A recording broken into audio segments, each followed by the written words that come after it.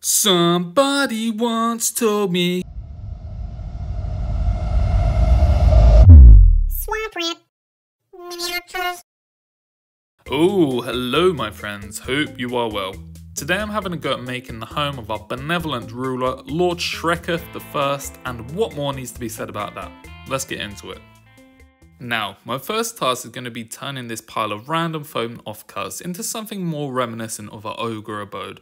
So I first cut out a nice square of XPS foam to use as the base, and then take this big old leftover resin puck to trace out a relatively round shape on this wodge of polystyrene. After hacking that to pieces, I make sure to clean up my mess quickly so my wife doesn't tell me off, and then I glue down this to the baseboard using some little wooden stakes for extra security. I then take another chunk of XPS foam and start carving this down into a large tree trunk, getting the rough shape correct first, and then using my knife to rough up the surfaces a bit. I've seen people using scrunch up tin foil for texturing XPS foam, which does work for a more subtle texture, but for something like this where we want a much craggier and gnarly texture, I tend to just use my knife.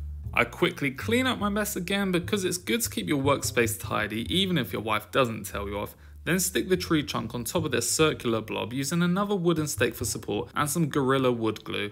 This seems to dry a lot faster and sets harder than PVA, so it's become my go-to for working with foam. And then the final bit of foam work is just to add a very gentle slope at the front here. Nothing dramatic, just something to give the base a slightly more natural look once everything is finished. And now we're ready to do a bit of swamp carpentry. Swapentry. So, I wanted to make a start on the woodwork by first making a little ramshackle door for our green boy, and if you've seen the coffee stirrer craft video I made, I'm doing this in the exact same way I made that spooky old gate. I cut some stirrers down to length, split them to make them thinner and more to scale, rough up the edges a bit, and glue them together using a cross brace piece at the back. I then drilled a bunch of holes through the planks and threaded through some thin wire to look like some old swampy cords holding it all together, and as I'm recording this I'm now realising I forgot to add a door handle, but let's not worry about that, okay? Let's just move on and add the rest of our wooden pieces. Wish I added a handle. I had a bunch of little planks on the ground here below where the door will sit, and I've mixed in some chopped up lollipop sticks with the stirrers to give them a bit more variation in thickness as well as the different lengths. Again, just making it all look a bit more cobbled together.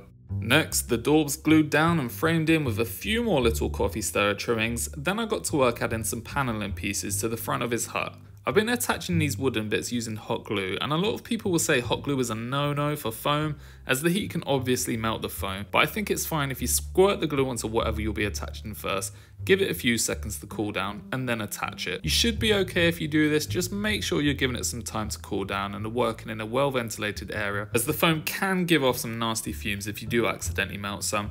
I personally work inside a shoebox and use my lungs as a human air filtration system to remove those fumes from the air, and it's fine. No, just use some common sense if you're doing this too, and you'll be okay. Anyway, I cut out a little hole on the side here, then glue a couple of wooden pieces together to form a thick old windowsill, and glue that in place as the last of my wooden details, and it's starting to come together now. Definitely looking a bit more hut-like, and next up I'm pulling out one of my old trusty techniques to add some branches and roots. So, I take some floral wire and twist a few strands together, then pull away some offshoots to look like little branches. These first small ones are for the front door, so when I'm happy with their size and shape, I use my hot glue gun to secure them in place, then add a coating all over to hide that wire and give them more of a natural look. This gives us a nice makeshift framing for Shrek's door, which looks a lot better when painted, but is fairly true to the in-film version. At this point, I also realised I had not added the slopey bit that goes up the side of the hut, and unlike the door handle, I decided to add this. So I took a little chunk of polystyrene and carved that into a rough slope shape before gluing it down, and then I could get back to work on the larger roots which hang over the roof. I used the same technique for these big boys as I did the smaller branches, with the only difference being that I mixed in some thicker gauge wire in with the skinnier floral wire. Again, I twist it all up, and this time I kept my little rooty offshoots to the ends only and shoved these bits down into the foam floor and the other end into the foam tree trunk we made earlier. These wire roots also got a nice load of hot steamy glue gunked onto them, but I had to be very careful with them as they were basically touching the foam and my lungs had already reached maximum capacity for foam fume filtration levels, and I also didn't want to melt the structure of Shrek's house. So I very tentatively gave them a few coatings with the glue until we had some nice thick rooty boys. Lovely, lovely, and with that, All the main structural work on the hut was actually finished, but I couldn't just paint straight onto all this foam as that would look pretty so I first gave everything a coating with some different mediums to help hide that foam and add some more interesting textures. First up, I used a bit of bog standard wall filler to cover up all the exposed bits on Shrek's hut, wielding my best little glue spreader thing from when I was a kid at school making macaroni portraits. I added a second layer of this once the first had dried and used my finger to spread it all out, just to make sure everything had a nice smooth uniform coat. And it kind of reminded me of ice in a cake, which I've never done, so whatever. I then use a coarse texture mixture for my tree, which I've shown in my previous how to make trees video, and is basically just a mixture of paint, PVA glue, filler and coarse sand. And this works well with the texturing I did earlier using my knife to make sure our tree is as gnarly and as craggy as possible. And for the ground, I used my homemade mud mixture, which I've also shown in another how-to video and is very similar to the bark mixture, just using a finer blend. I ended up adding this to the roots also, as they can end up looking a bit weird and plasticky if you paint straight onto the hot glue, so this just helps to prevent that and make them look a bit more natural. Then finally I ended up adding some coarser mix on the top of the hut just to give the grass something to attach to later on. And the diorama was definitely looking pretty weird at this point. Too many different colours and textures and whatever else, but that's normal. All work in progress projects look a bit shit at some point throughout the process. You just gotta keep pushing. So if you feel like how this diorama looks right now, don't worry, just keep going, you'll get there and you yourself will blossom into a beautiful little swamp. You just need more time and more work. Anyway, we've reached my favourite part of most projects, the painting stage, and I first seal everything in using a mixture of ochre paint and PVA glue. And I'm going for ochre today instead of the normal black undercoat I usually go for, as it's more similar to the swampy colours I'll be painting later, so it'll be a bit easier to cover up. When everything's had a nice healthy slavering of that, I make a start on the wooden pieces and use a few different shades of brown to base coat the individual planks on the walls, the door, and also the little doorway pieces on the ground. I use a much darker brown on the branches around the door frame to help those stand out from the planks a bit more. And then I go around and kind of stipple on some lighter browns to all those wooden pieces to start building up a more varied and weathered look. The window hole gets a quick touch of black, then the windowsill gets a bit of that darker brown, and then I move on to the tree above. For the tree, I first get everything covered in a nice kind of burnt umber brown colour, and I make sure to hit the roots with this as well as the ground on top of the hut and on the slopey bit, as this will look like mud if any of it's visible through the grass I add later. Then, before the paint on the trees had time to dry, I come in with a paler brown and start blending this in to build up a more natural and varied look. I repeat this step with progressively lighter colours until we've eventually built up to a kind of pale tan colour, which looks a bit closer to the colour we see in the films. Next, the ground outside Shrek's hut and the exposed bits of wall on the sides get a quick slapping in using a pale sandy colour, and it's all looking like this now. On the right track, but definitely in need of some washes and a few finishing touches to really make it pop. I start by washing all the wooden pieces using some Agrak Surf Shade, and I also whack a bit of this onto the tips of the roots too, just to darken those down a bit.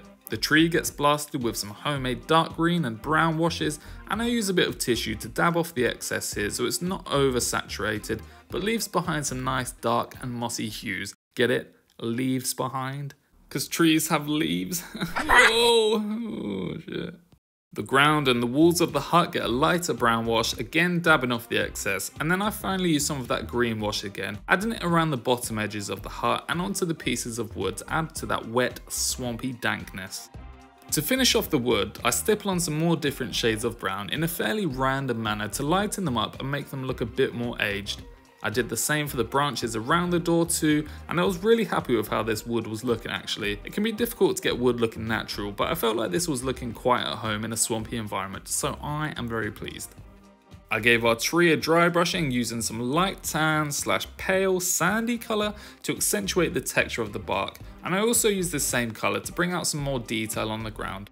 Next, I stippled on a couple of slightly lighter sandy colours onto the walls to help tidy those up a bit, and for my penultimate painting step, I whipped out the dirty down moss.